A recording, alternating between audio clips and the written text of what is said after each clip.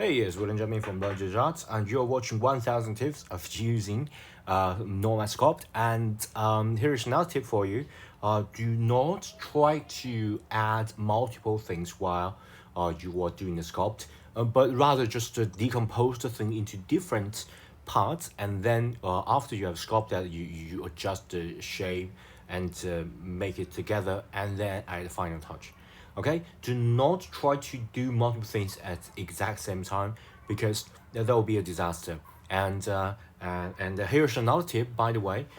So my personal preference, for example, is that, for example, if I add a box, okay, I add a box, and right now, as you guys can see, the perspective is a little bit different than my previous demonstration. That's because I adjust that from perspective to orthographic. So if you don't know what's different between perspective and orthographic, let me quickly show you. Okay, so for example, I already got this and I haven't validated this, and then I can just duplicate this. Okay, I already select this box and I can clone it.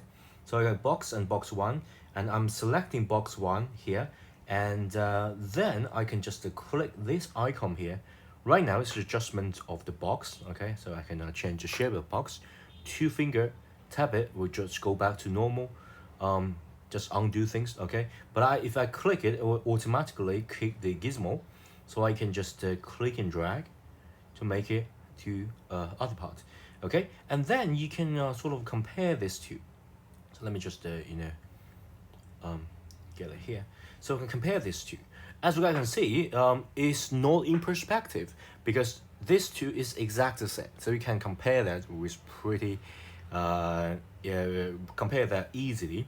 It's one of the function that I often use while I sculpt, because you can see, for example, if you use the perspective, okay, and you are at here, you're sculpting, and you say, hey, this cube is bigger than that one, okay, and so I need to make this bigger, so I can just choose this one and make this bigger, okay, and then you change to different. Oh, this is just way too big, I don't want that, so I may choose this one and make this bigger, okay, and then you drag to this perspective. Oh, this is just it's a disaster.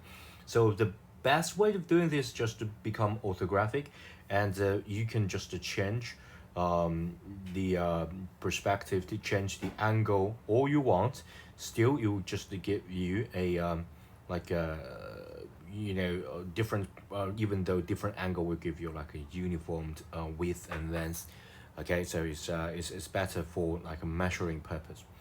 And so yeah, two tips in this video. So first is that you can change the camera from perspective and orthographic, okay, and then you can also while you haven't validated things, you can also just click this icon to toggle quickly from gizmo to this adjustment. Okay, bye.